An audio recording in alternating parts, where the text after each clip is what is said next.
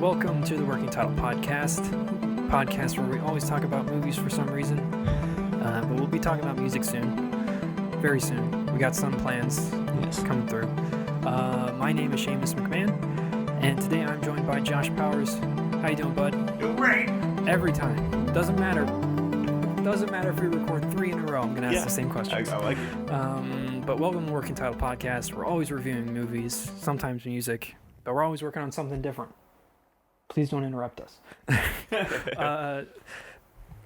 Today we're going to be reviewing kind of an old movie, which seems to be our thing at this point. Yeah. We're going to be reviewing Drive by Nicholas Winding Refn, or directed by Nicholas Winding Refn. Winding Refn. Yes. Danish dude. Really interesting director. Makes very art house films. Very interesting. Very artsy. Did he write this one as well, or just direct? He just directed this movie. Yeah, it was... So it's based on a book by James Solis. Never read it before. Mm-hmm. And then it was adapted into a screenplay by another writer. And then he directed it. So this movie, oh boy, is about a young man played by Ryan Gosling, the driver. Yeah. He's a really good driver in the movie. Like, really good driver, which is very strange. Like, almost inhuman, which is, a little weird. Yeah. He'll give you 5 minutes, but anything after that, he's going to leave. Yeah. He doesn't fuck around with that 5-minute rule. So Ryan Gosling plays the driver, the main character of this movie, and it follows him during, like, a couple months period, I guess, where he has recently moved to California, is working as a stunt driver. Yeah. And also at the garage with Bryan Cranston's character. Right. Yeah, which is like how he's a stunt. Job. Yeah, he repairs cars and then builds them or something like that to do stunt work. Yeah. Because Bryan Cranston owns a garage for repairs, but he's also a stunt coordinator.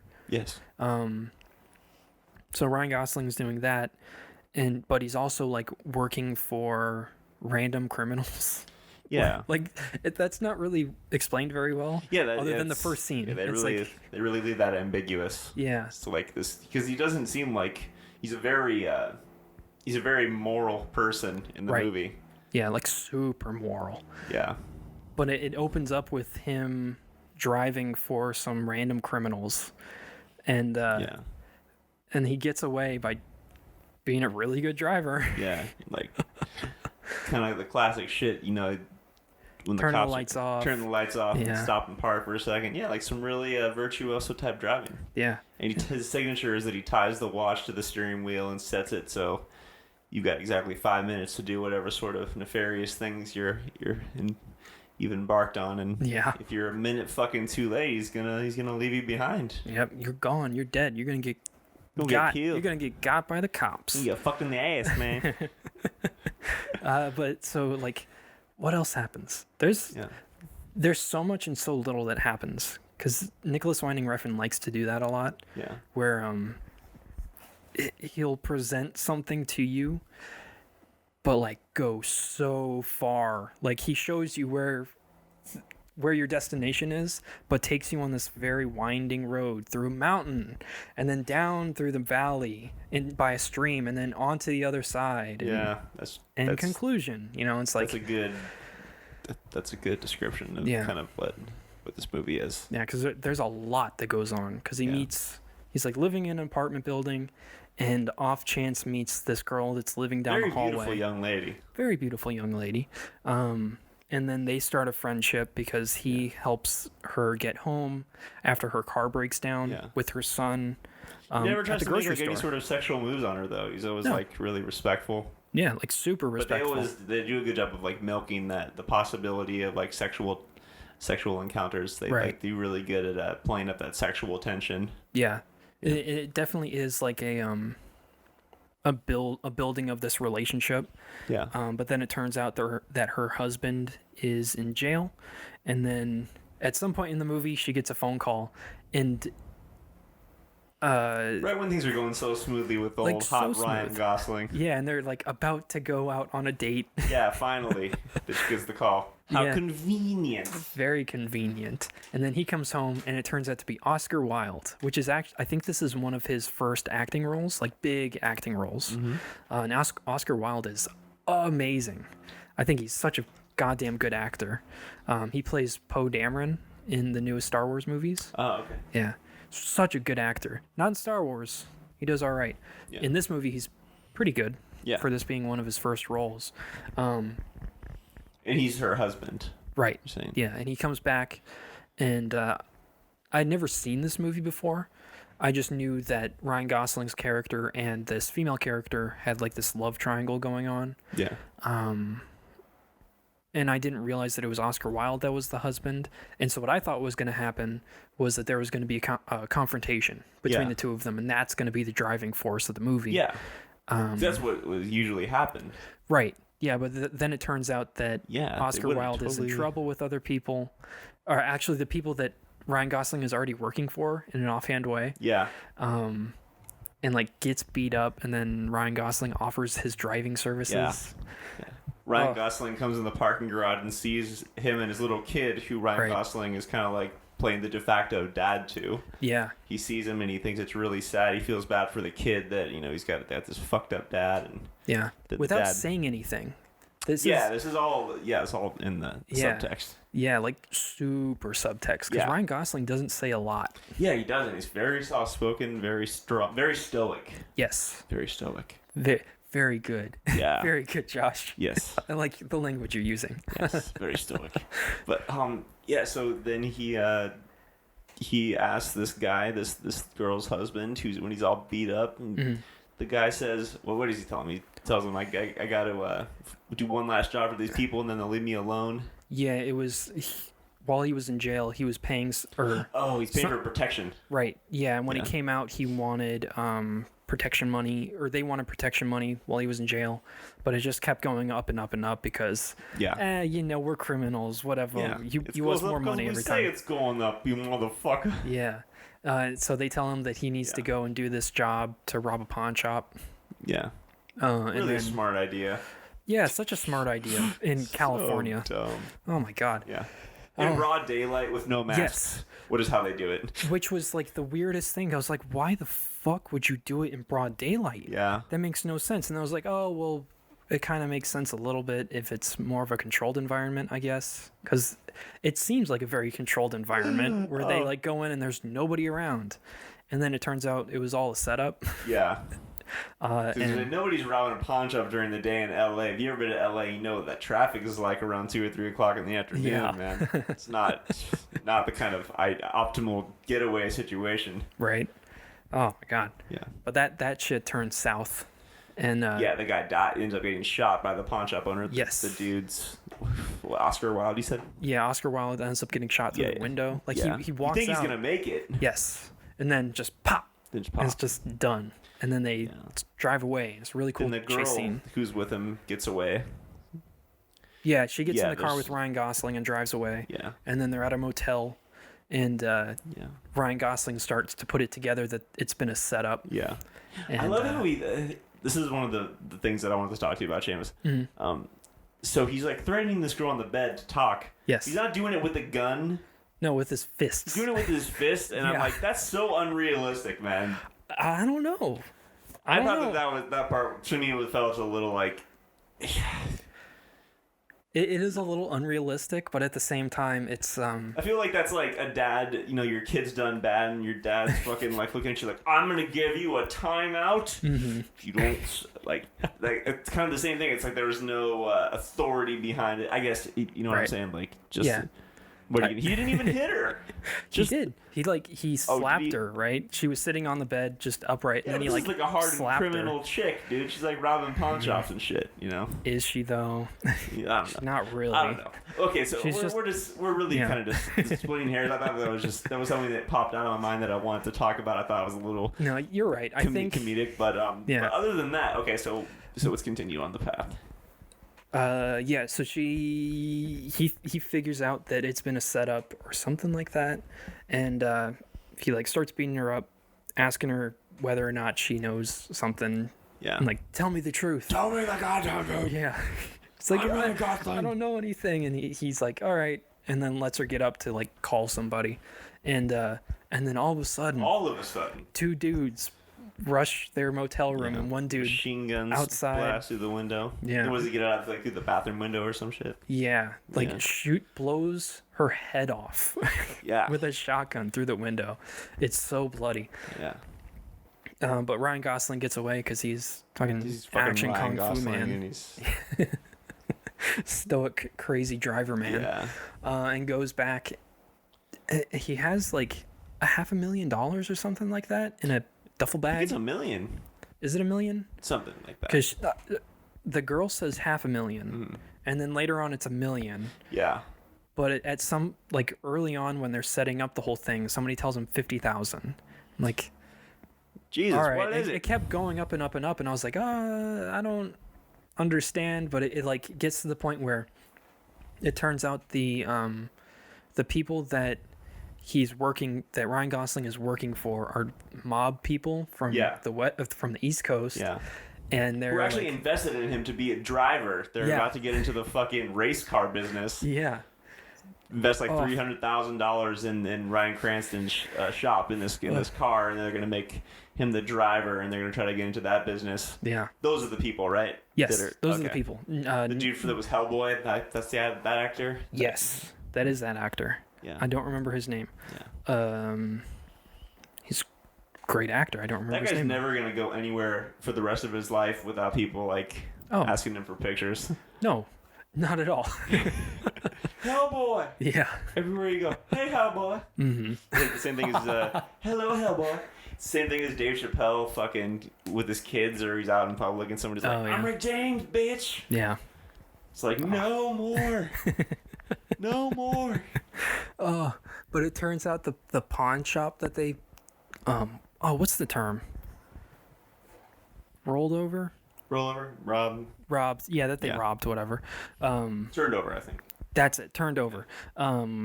Was like started by some East Coast family people that were trying to get in on the West Coast stuff. Yeah. And it got them in trouble, the West Coast people in trouble with the East Coast, and now they got to kill Ryan Gosling for some fucking reason other than just take the fucking money. Yeah. You know? The principle of the whole thing. Yeah, I guess so. Something and it's like a whole thing where Ryan Gosling gets into this like circle of killing people that are coming after him. Yeah. But he like has a sixth sense of like when people are coming for him. It's almost like he knows. Yeah. It's almost like the director told him, almost like he wrote the script. Yeah. It's like he read the script. Yeah. But there's this whole thing where car chases and guns and all this other stuff, and Bryan Cranston gets killed. Mm-hmm. Yeah. And all this other shit. Yeah. And it ends with Ryan Gosling just kind of driving away. He just drives away. Yeah. But the guy, he doesn't take the money. He leaves the money with the dead guy. Right. Because he goes and meets the head boss, I guess, of like the West Coast mafia family to give him the money. And right at the last second, the West Coast boss like stabs him. But then Ryan Gosling pulls out a knife and stabs him and leaves him dying on the sidewalk. The fucking thing is, Ryan Gosling didn't even want the goddamn money in the first place. He was just doing the whole thing as a fucking favor. Yeah, and he even told Bryan Cranston at one point, "Don't tell anybody that I have the money. I'm just gonna give it to them. I'm gonna hide it here, and then once I know that everything's all good, they don't know who I am, because they don't know who he is. That he was the driver. Yeah. At that point, he's just gonna drop the money off. Yeah. But then Bryan Cranston goes and calls the head boss. He's like, hey, man, there's all this money here, man. Yeah. I don't know if you want to know about that. Yeah, the guy you just hired to be our driver. Yeah, he's the driver that knocked over this pawn shop. He has all the money. Yeah. Come and get it. Come and get him. Come and get him. Yeah. So what were some of the things you didn't like about the movie?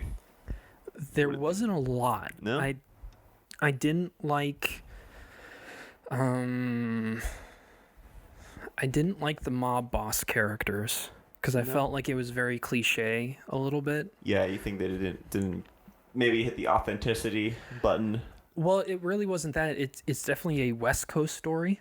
Yeah. With East Coast mob people like just mashed onto it. It's like that doesn't really make all that much sense. If it was like drug lords from the West Coast, they kind of left that whole. And there was a mob boss coming in to the from the East Coast. That would make a little bit more sense. And like the whole thing with Ryan Gosling being from the East Coast and they working made with it a these little people. ambiguous. Yes. Like very much so. The underworld connections, and I feel like they probably could have done a little bit better job explaining that. Yeah. I don't know. Maybe I'm just a fucking idiot. That's always possible. I don't know. There's a lot that I like about this movie. Yeah. What did you not like? Because I know that you're a little there was iffy. A couple times where I found myself I wouldn't say drifting, but like sometimes when you're watching a movie, you can kind of just like get in your own head about shit. You kind of just lose focus on it. Yeah.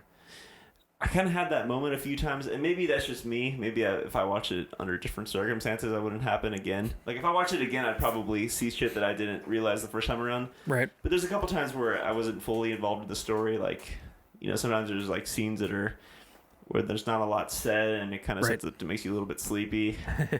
There's a lot of points where it's just silent. My only gripe would be like the ambiguous nature of some of the like the lack of explanation when it comes to like we're talking about the underworld connection. Like I would have liked to see just more them elaborate more on that. And I don't know, there's something about Ryan Gosling's character that I felt like a little bit more dialogue would have been good. I understand that was the aesthetic they're going for. Yeah, I get that.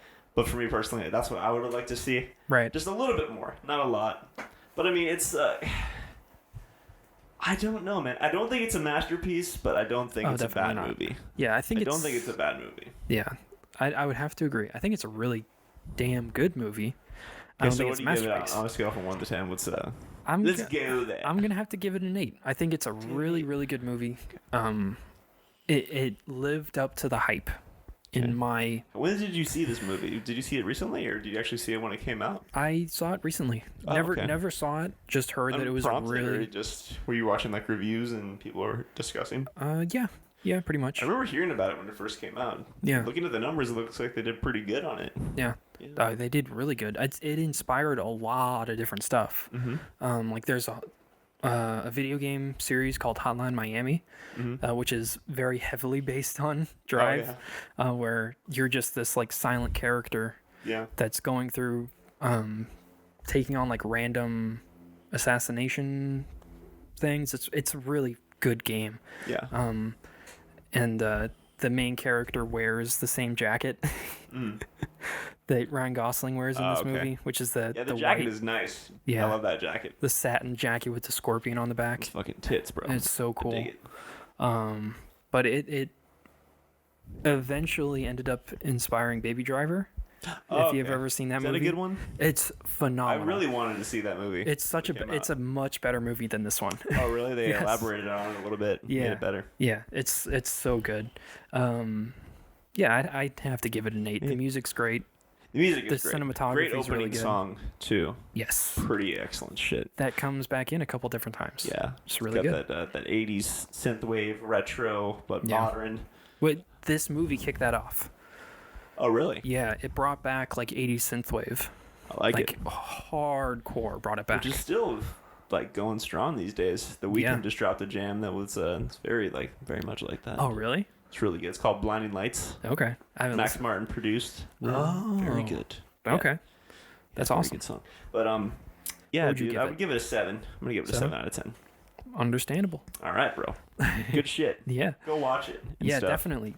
Please go watch this movie. It's such a good... Go see. If I you're really girls, enjoyed it. Go look at Ryan Gosling because he's Ryan Gosling. Yeah, and there's plenty of scenes where he's just quiet. Yeah. It's just you ever wanted to know what Ryan Gosling was like if he was kind of a fucking nerd? This is the movie. Yeah, if he was like an awkward, if he was 20-ish-year-old dude. Yeah, super super unevolved, super not alpha, but beta male. Yeah.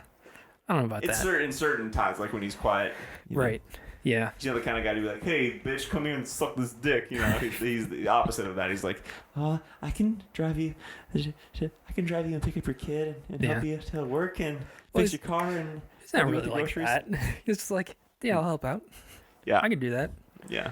He's very happy to help out. Yeah, he's happy to help. You know, he's a good guy in it. He's just quiet, but when he's needed, he does his shit. Yeah. And then if you annoy him, he gets up in your face. Yeah, it's really fucking intense. He's gonna hurt you. Yeah, but go watch this movie. Go watch it. It's really good. Even if you don't understand like subtext stuff and you don't like slower movies, it picks up near the end, which is pretty good. Just in case you like it. Yeah. It'll introduce you to a new world of like very windy filmmaking. Yeah. But otherwise, check it out.